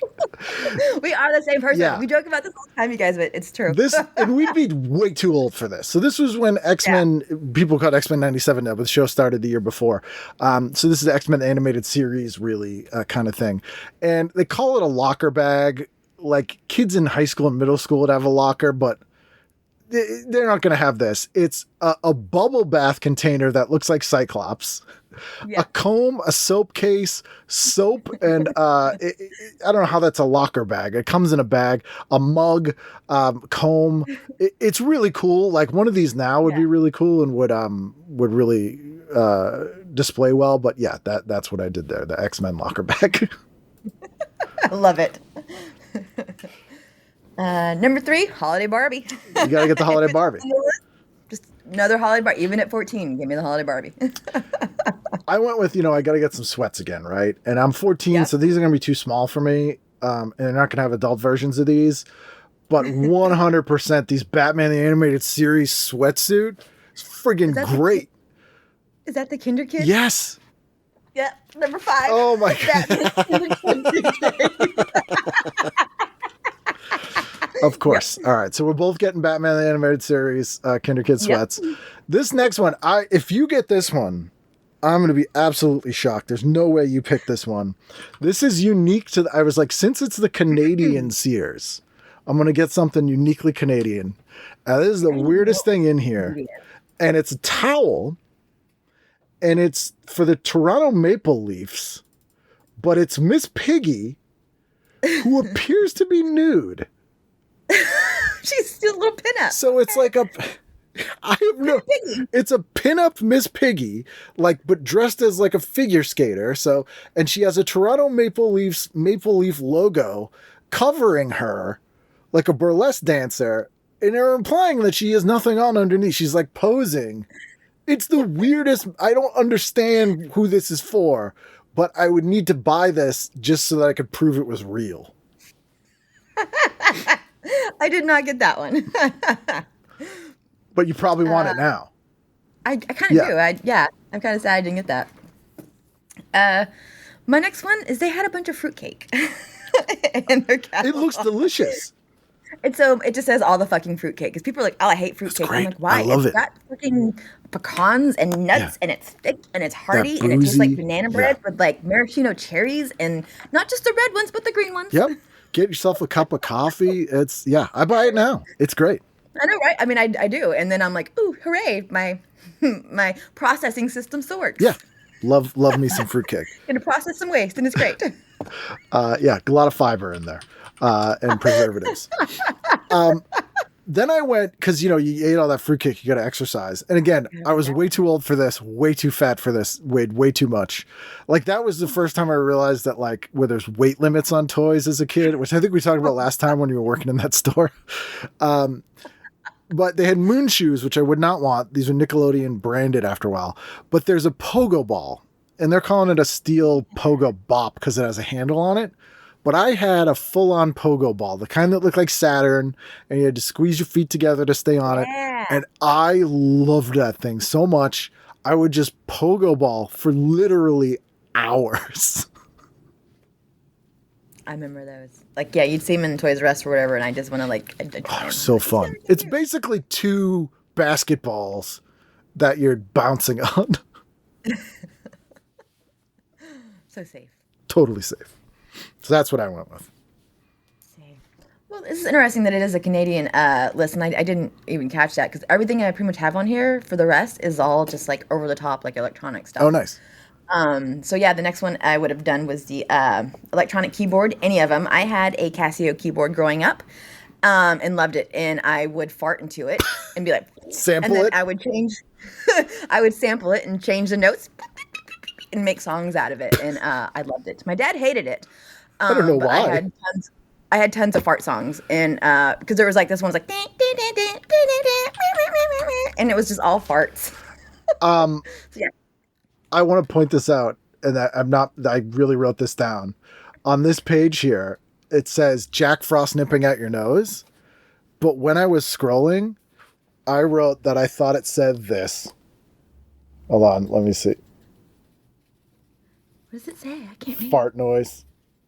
Like when I was scrolling the Frost and nose, the way that it looks like it says fart noise, and I was scrolling, and I was like, "Whoa, wait, what?" But then I was like, "Oh, it's Jack Frost nipping at your nose." So it's odd that you mentioned that because I wrote that down there. I mean, I did more with the keyboard besides fart noises, but it would have been the keyboard. I enjoyed my Casio. Oh yeah, there's a lot of instruments in these, which is cool. And I probably should have got that as an adult, a teenager, being 14 and being sophisticated. But this I 100% would have wanted. It's a 12-inch walking lights and sound RoboCop that they call Audiotronic. And it's got changeable weapons and a gun arm. This thing's amazing. And it speaks. This is the coolest part because it's Canada. So you can buy an English version or a French version. So this thing says, "Don't move, creep," in French. I would have gone French just because I would have known what it sounded like. So I would have wanted that. My parents would have hated that I got it in French too, but I would have wanted it. It would have been so fun. And there's also a RoboCop weapon arm that fires foam missiles up to 20 feet. And this thing's badass. I want that. Yeah, so 12-inch RoboCop that says "Don't move, creep" in French. and has a gun. Yeah, that's what I'm going with. My next is the car bed. Like, Yeah. I would have been 14, but I still probably, if it would have been an option, I would have definitely had the car bed because they also have the headlights that light Yep. up. And there's like motels and hotels that have those. Like you could stay in those. Yeah, it's like live your fantasy. Yeah. I've always wanted one of those as well. They're super cool. And I don't remember seeing those in catalogs back in the day, No. so I was, I don't know what this. I'd even take like the fire truck. Just the novelty of it. It was exciting. Yeah. I'm going with Batman the Animated Series toys. They're fantastic. I still have a lot of these. The Batman the Animated Series Batmobile is only $8 here. It's friggin' awesome. They have the Mask of the Phantasm toys. Yeah, all day, every day. Best toy line going at that time by far. Yep, it's on my list. That's number 10, course. so we're gonna mark that off because it's Batman the Animated Series. Of course. It was also around the same time that I mentioned getting into the X-Men because of the cartoons. I'd already been a Batman fan because of the movies, so when this cartoon came out, I was like, "Ooh, it's more!" And then it was only around this time that I realized that there were Batman comics because I don't know. So yeah, I would have wanted all those as well, especially the Batmobile. Good call. Yeah, we're like 80% of the same on this one. This next one is a toy line I loved. Mighty Max. Oh, I kind of remember that, but I didn't have anything. So this was Cool. Polly Pocket had been around for a while, and they were like, Yeah. let's make that for boys.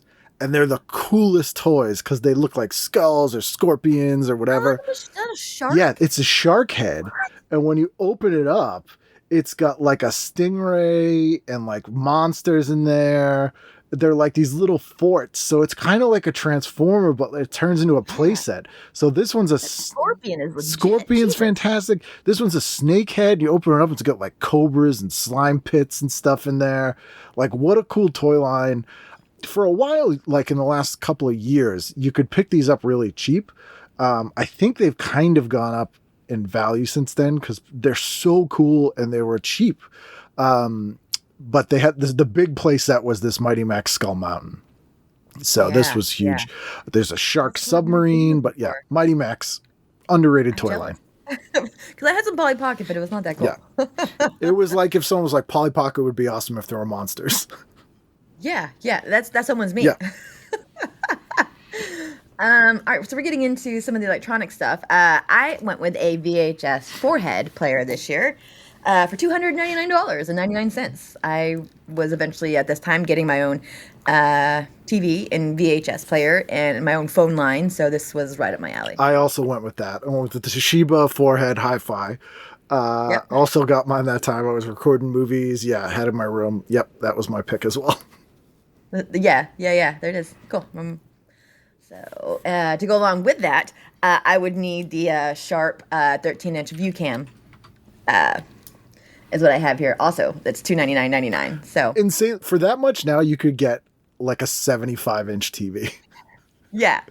The biggest TV screens in here are 27 inches. I think one has a 32-inch, and it's like $2,000. Which is like the screen that I'm looking at you on, that I'm recording this with, is bigger than that. Yeah. Like, absolutely Oh, ridiculous. that's wrong. It's actually $599. Sorry, $599. Yeah, big spender.